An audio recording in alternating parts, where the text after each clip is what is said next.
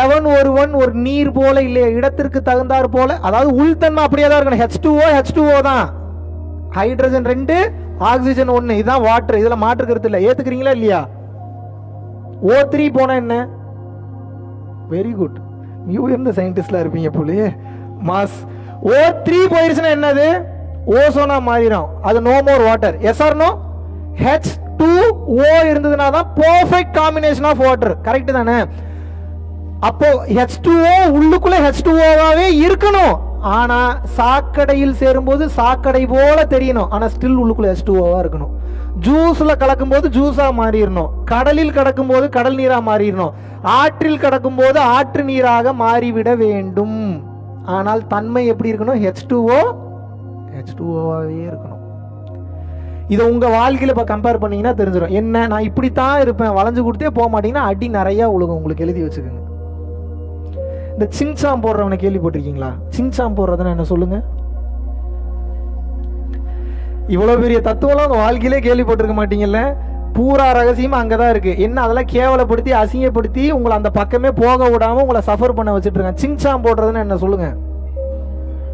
அட சொல்லுங்க, உங்களை தானே கேட்கிறேன், பதில் சொல்லுங்க.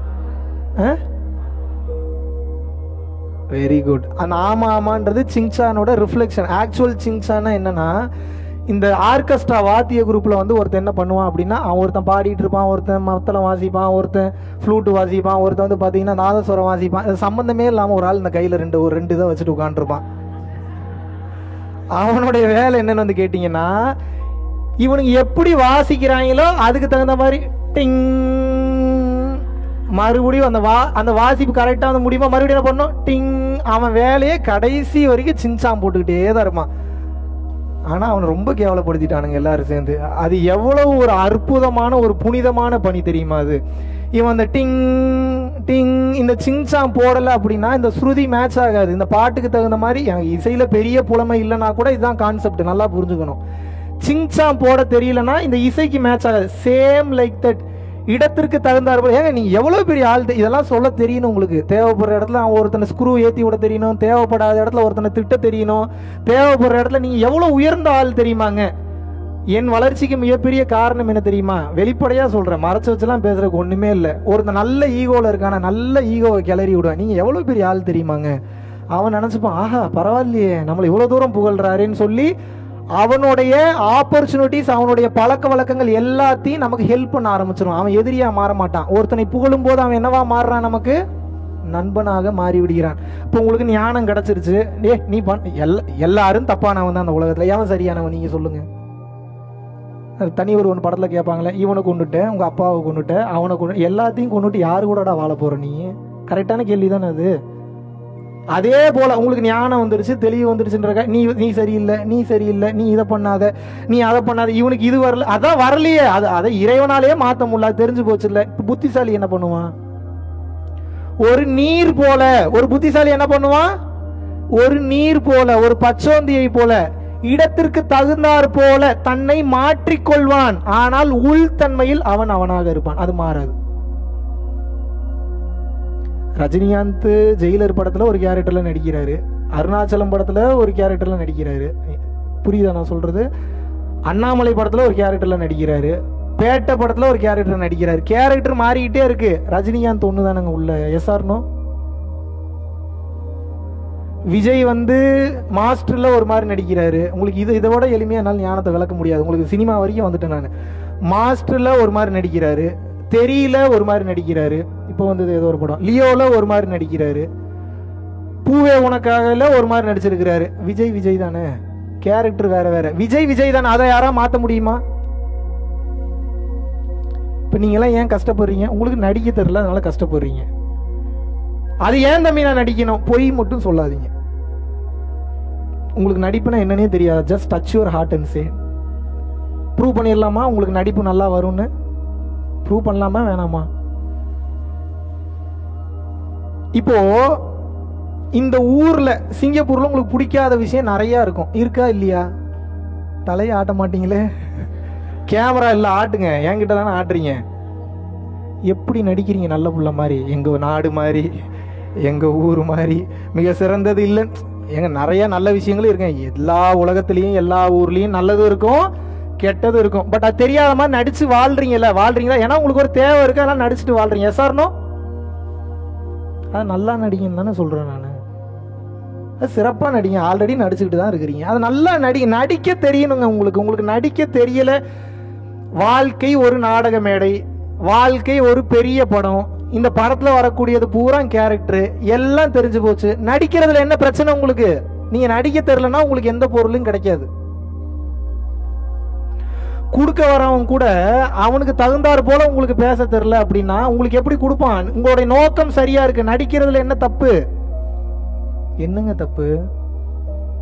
சிவபெருமான் நடிக்கவில்லையா? சிவபெருமானோ இல்ல ராமரோ இல்ல இயேசுநாதரோ இல்ல உயர்ந்த கட்ட நிலையில் இருக்கக்கூடிய உயர்ந்த கடவுளர்கள் யார் இந்த பூமிக்கு வந்தாலும் பிச்சைக்கார மாதிரி வேஷம் போட்டு நடிச்சுதானே வராங்க. சிவபெருமானாவே கையில சூலாயுதம் வேலாயுதம்லாம் ஏண்டி பத்தைய போட்டு கழுத்துல வந்து பாம்போட கங்காவோட வந்தா நீங்க நம்புவீங்களா? முதல்ல இவர் தான் சிவபெருமான்னு.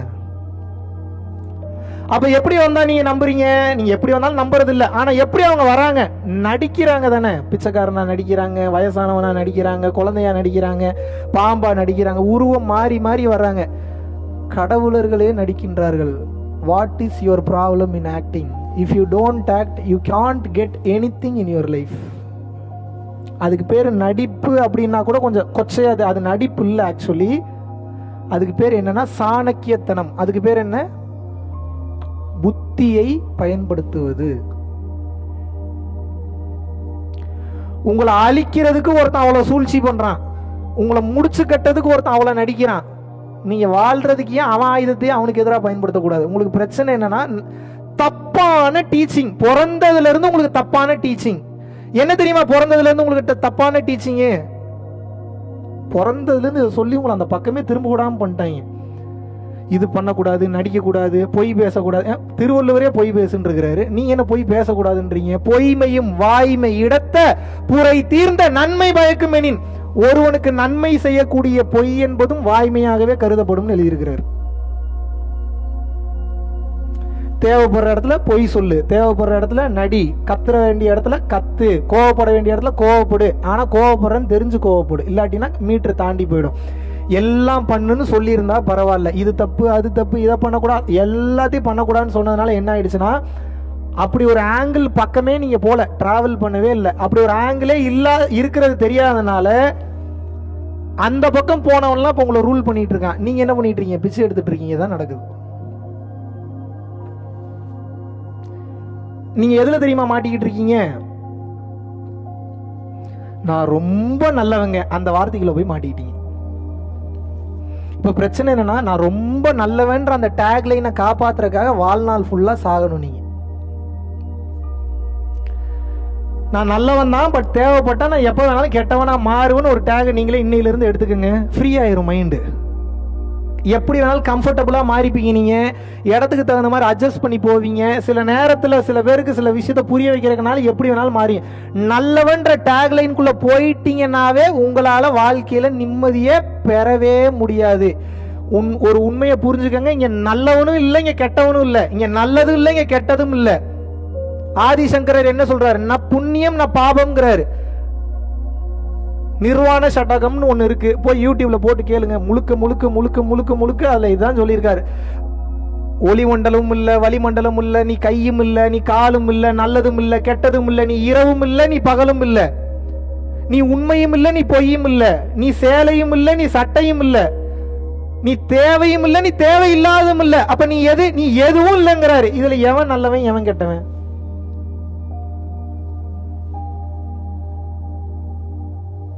இப்ப கேம் என்ன? இப்ப எதுவும் இல்லைன்னு தெரிஞ்சு போச்சு. இப்ப என்ன பண்ணணும்? நோக்கத்தை பிக்ஸ் பண்ணிடணும். நோக்கம் என்ன? இறைவன் கிட்ட போய் சேரணும். சரி, ஓகே. எப்படி போய் சேர்றது? பயிற்சி பண்ணணும், தான தர்மம் பண்ணணும், சரணாகதியில இருக்கணும். தெரிஞ்சிருச்சுல அது. இப்ப என்ன பண்ணணும்? அதுக்கு டைம் ஆகும். அதுக்கு டைமாக டிராவல் பண்ற அந்த தூரம் வரைக்கும் என்ன பண்ணணும்? இந்த லைஃபை ஜாலியா என்ஜாய் பண்ணிக்கிட்டே போகணும். இவ்வளவுதான் வாழ்க்கை.